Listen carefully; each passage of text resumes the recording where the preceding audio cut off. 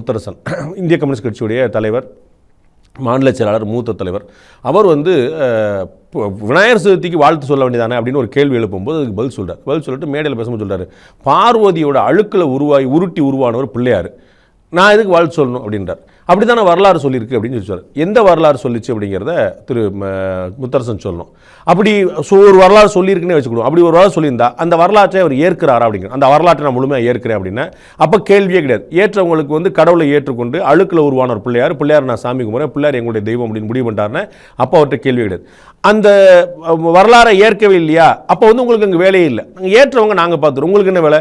நீங்கள் ஏற்கவும் மாட்டீங்க, உள்ளே உட்காந்து நொல்ல சொல்லிட்டு இருப்பீங்க அப்படின்னா அது என்ன கணக்கு அப்படிங்கிறது தெரியல. இயல்பில் பார்த்தீங்கன்னா உமா மகேஸ்வரி உடம்புலேருந்து உருவானவர் பிள்ளையார் அப்படின்னு ஒரு தத்துவம் இருக்குது. சிவன் பார்வதி ரெண்டு பேருமே யானையாக மாறி சேர்ந்து பிறந்தவர் விநாயகர் அப்படின்னு ஒரு தத்துவம் இருக்குது.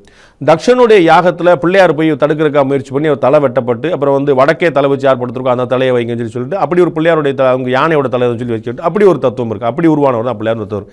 இப்படி பல தத்துவங்கள் சொல்லப்பட்டிருக்கு. இது எல்லாத்துக்குமே அடிப்படை விஷயம் என்னென்னா, பிள்ளையாருங்கிறது இச்சாசக்திக்கு கிரியாசக்திக்கு ரெண்டுக்குமான மாஸ்டர். இங்கே எல்லாமே சக்தி தான். இந்து மதத்தில் ரொம்ப தெளிவாக சொல்லப்பட்ட விஷயம், எல்லா சாமானிய மக்களுக்காகத்தான் நம்ம உருவங்கள்லாம் கொடுக்கப்பட்டிருக்கே தவிர ரொம்ப தெளிவாக சொல்லப்படுது எல்லாமே சக்தி தான், எல்லாமே பவர் தான், எல்லாமே எனர்ஜி தான், எல்லாமே ஒன்று தான்.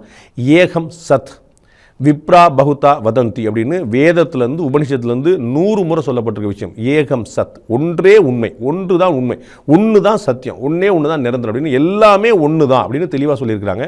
விப்ரா பகுதா வதந்தி அப்படின்னு இதான் சொல்லுவாங்க. உண்மை ஒன்றே, அதை சான்றோர்கள் பலவாறாக சொல்லுவார் அப்படின்னு அர்த்தம்.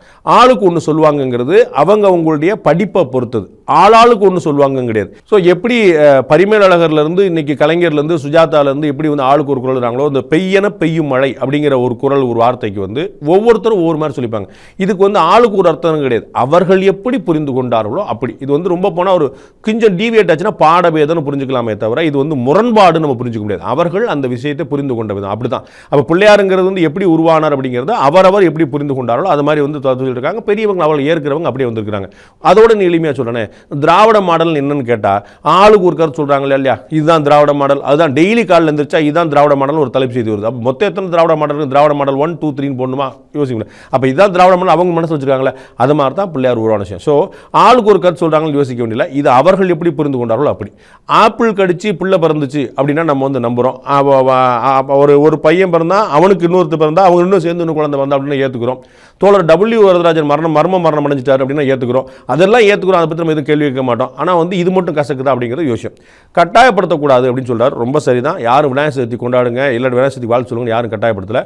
ஆனால் நீங்கள்லாம் அரசியல் கட்சிகள், ஓட்டு கேட்டு வரக்கூடிய கட்சிகள். நாங்கள் யாருமே நல்லா யோசிச்சு பாருங்க, திராவிட கழகம் ஏன் வாழ்த்து சொல்லணும்னு யாருமே கேட்க மாட்டாங்க. ஏன்னா அவங்க ஓட்டு கேட்க மாட்டாங்க, அவங்க இந்து மத எதிர்ப்பாளர்கள், அவங்களோட யாரும் பேச மாட்டாங்க. ஆனால் அரசியல் கட்சிகள் மக்களிடம் ஓட்டு வாங்கக்கூடியவர்கள், மக்கள் ஓட்டு போடணும்னு மக்களுடைய நம்பிக்கையை பெறக்கூடியவங்க. அப்போ நீங்கள் எங்களுடைய மத உணர்வுகளை எங்களுடைய மன உணர்வுகளை ரெண்டு மதிக்கணுமே எதிர்பார்ப்பாங்கல்ல. அப்போ மத உணர்வுகளையும் மற்ற உணர்வுகளையும் நீங்கள் மதித்தே தீரணும். இல்லாட்டா யாராவது 2 சீட்டு கொடுப்பாங்களா, ஒரு 15 கோடி ரூபா கொடுப்பாங்களான்னு உட்காந்துருக்க வேண்டியதான், வேற ஒன்றும் கிடையாது.